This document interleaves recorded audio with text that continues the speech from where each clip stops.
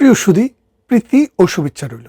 দীর্ঘ বিরতির পর আপনাদের সামনে আসলাম পবিত্র উমরা পালনের উদ্দেশ্যে এবং বাচ্চা কাচ্চাদেরকে নিয়ে কিছুদিন আরবে কাটানোর উদ্দেশ্যে সৌদি আরবে গিয়েছিলাম।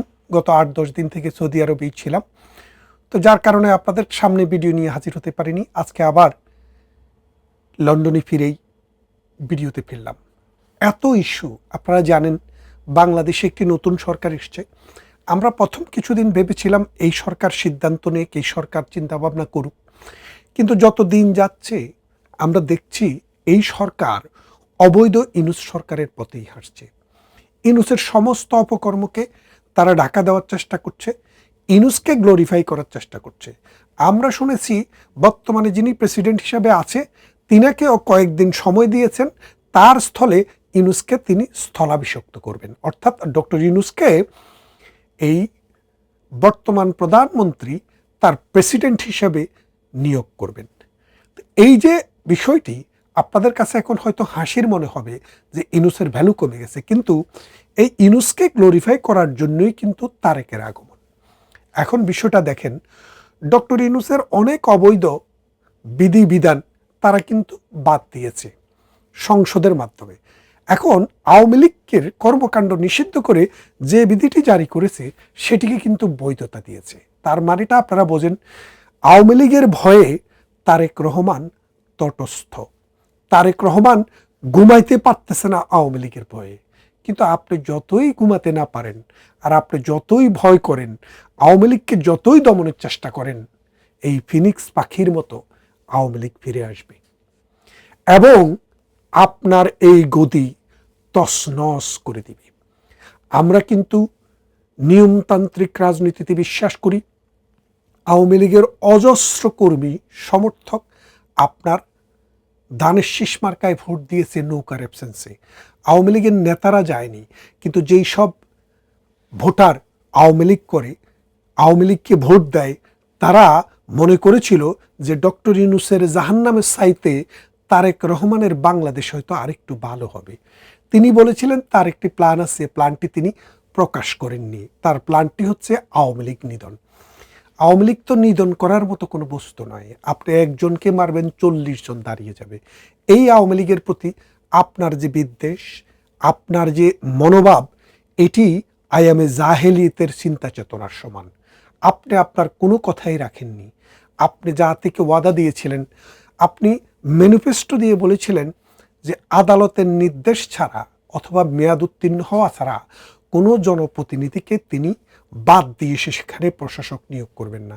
কিন্তু আপনি প্রথমেই বিভিন্ন সিটি কর্পোরেশনে প্রশাসক নিয়োগ করে আপনার কথার অযৌক্তিকতা আপনি প্রমাণ করেছেন। এখন আপনার বাংলাদেশ বিক্রি করার গল্প আপনার মা, আপনার বাবা এবং আপনি ধারাবাহিকভাবে বলে এসেছিলেন যে বাংলাদেশ ইন্ডিয়ার কাছে গোপন চুক্তি করে বাংলাদেশের সার্বভৌমত্ব বিক্রি করে দিয়েছে। আপনারা কি কখনো দেখেছেন বাংলাদেশ কোনো চুক্তি করলে ইন্ডিয়ার সমর্থন নিতে হয়েছে? হয়নি। কিন্তু এখন আমাদের যখন তেলের অভাব দেখা দিয়েছে, তেলের সংকট দেখা দিয়েছে, তখন দেখলাম আপনি আমেরিকার কাছে দৌড়াচ্ছেন পারমিশন নেওয়ার জন্য যে রাশিয়া থেকে অথবা ইরান থেকে বা অন্য কোনো উৎস থেকে তেল কিনবেন কিনা। এই দেশ বিক্রির চুক্তিতে জামাত এবং আপনি যৌথভাবে স্বাক্ষর করেছেন অথবা সমর্থন দিয়েছেন। কারণ ডাস্টবিন শফিক বলেছে, ডক্টর ইউনূস বলেছে যে সবার সমর্থন নিয়ে, এবং আপনি যে রোজার রহমানকে পররাষ্ট্রমন্ত্রী বানিয়েছেন তিনি বলেছেন যে এই চুক্তি স্বাক্ষরের পূর্বে জামাত এবং বিএনপির সমর্থন নেওয়া হয়েছে। আপনি কিন্তু ডিনাই করেন নাই ক্যাটাগরিক্যালি। তার মানে বাংলাদেশকে, বাংলাদেশের সার্বভৌমত্বকে বিক্রি করার যে চুক্তি হয়েছে সেই চুক্তিতে আপনি স্বাক্ষর করেছেন। আমেরিকা এখন আপনার পাশে আছে, এই জন্য আপনি মনে করছেন যে আপনি যা ইচ্ছা তা করবেন আর বাংলাদেশ আওয়ামী লীগ বসে বসে আঙ্গুল চুষবে, তাই তো? শোনেন, সময় কাহারও একরকম চিরদিন যায় না।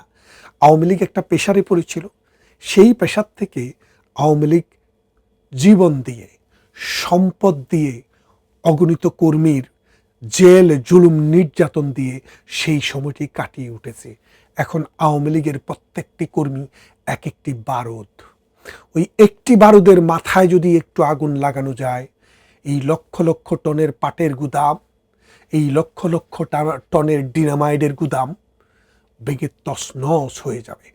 আপনি আওয়ামী লীগকে যদি হিসাব করতে ভুল করেন, আওয়ামী লীগকে যদি রাজাকার সংগঠনের মতো ছোট করে দেখেন, আওয়ামী লীগকে যদি আপনার পেটুয়া বাহিনীর মতো করে দেখেন, আপনি যে ভুলটি করছেন সেই ভুলের মাসুলটি আপনি কি দিয়ে দিবেন আমরা সেটা জানি না, কিন্তু ইতিহাস আপনাকে সেই জায়গায় নাম লেখাবে। আপনি বাংলাদেশের মুক্তিযুদ্ধের জবদবজাদারি হতে চাচ্ছেন, কিন্তু মুক্তিযুদ্ধকে আপনি প্রতি পদে পদে কলঙ্কিত করছেন, ভুলুণ্ঠিত করছেন, মিথ্যা ইতিহাস জাতির সামনে ন্যারেট করার চেষ্টা করছেন। ইতিহাস আপনাকে ক্ষমা করবে না। শুধু ইতিহাস নয়, আমাদের যে কর্মী বাহিনী, আমাদের যে নেতৃত্ব, আমরা যারা বেঁচে আছি তারাও আপনাকে কোনোদিন ক্ষমা করব না। কেন করব না? কারণ এই দেশ, এই মাটি, এই সমাজ, এই রাষ্ট্র সামনের দিকে এগিয়ে নেওয়ার দায়িত্ব যারা নিয়েছিল কাঁধে তুলে, সেটা হচ্ছে বাংলাদেশ আওয়ামী লীগ। এই দেশকে অলস ভিক্ষুকের হাত থেকে কর্মীর হাতে পরিণত করেছিল বাংলাদেশ আওয়ামী লীগ। এই দেশকে তৃতীয় বিশ্বের ওই লেস ডেভেলপ কান্ট্রির খাতা থেকে নাম কাটিয়ে মধ্যম আয়ের, নিম্ন মধ্যম আয়ের দেশে পরিণত করেছিল বাংলাদেশ আওয়ামী লীগ। এই দেশকে পাকিস্তানের কারেন্সির চাইতে 2.5 গুণ বৃদ্ধি করেছিল নিজেদের কারেন্সির মান বাংলাদেশ আওয়ামী লীগ। পূর্ব এবং উত্তর এবং দক্ষিণবঙ্গের মধ্যে যে সংযোগ, সেটা করেছিল বাংলাদেশ আওয়ামী লীগ।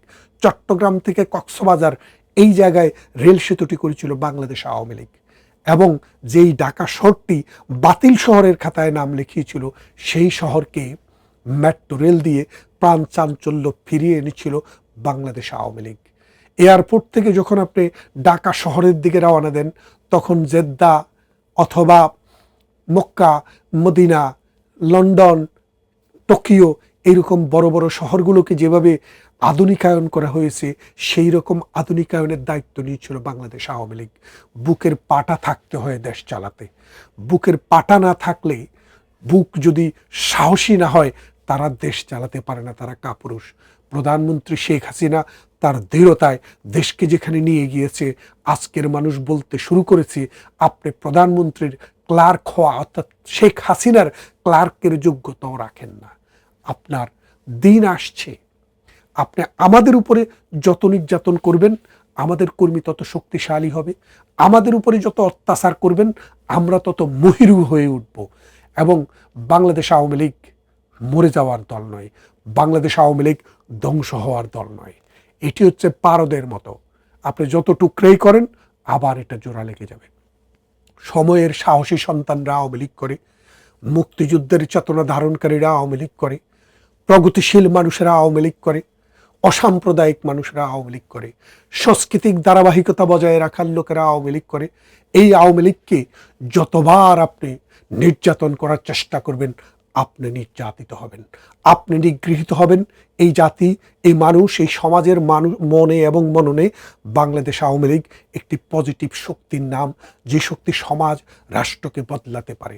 আপনি যদি শিক্ষা না নেন, দেখেন আপনার আমেরিকা, যে আমেরিকা আপনাকে ক্ষমতায় বসিয়েছে, সেই আমেরিকা ইরানের কাছে নাকে খত দিয়ে এখন চুক্তি করছে। তার মানেটা কি দাঁড়াচ্ছে? আমেরিকার যে পতন, সেটা ইরান থেকে শুরু হয়েছে। মধ্যপ্রাচ্য আস্তে আস্তে আমেরিকার কন্ট্রোল থেকে চলে যাবে। বাংলাদেশ তথা দক্ষিণ পূর্ব এশিয়াতে আমেরিকা এক সময় লেজ গুটিয়ে পালাবে। আমেরিকার কান্দে ভর করেও আপনি বাঁচতে পারবেন না। আসুন, আপনার বোধোদয় হক, বাংলাদেশ আওয়ামী লীগের যে অর্ডারটি আপনি দিয়েছেন বাংলাদেশ আওয়ামী লীগের কর্মকাণ্ড নিষিদ্ধ করে, সেটি যদি আপনি বাতিল না করেন, তাহলে আপনি অচিরেই দেখবেন যে কবিতা শুনতে জানে না, যে কবিতা শুনতে ভালোবাসে না, সে সমুদ্রের গর্জন শুনবে। আর সমুদ্র যখন গর্জায়, তখন লোকালয়, সমাজ, রাষ্ট্র সব কিছু তছনছ হয়ে যায়। আমরা সমুদ্রের গর্জন নিয়ে আসব। সময় দূরে নয়, খুব কাছে। প্রিয় দর্শক, ভালো থাকবেন। কথা হবে অন্য কোনো ভিডিওতে।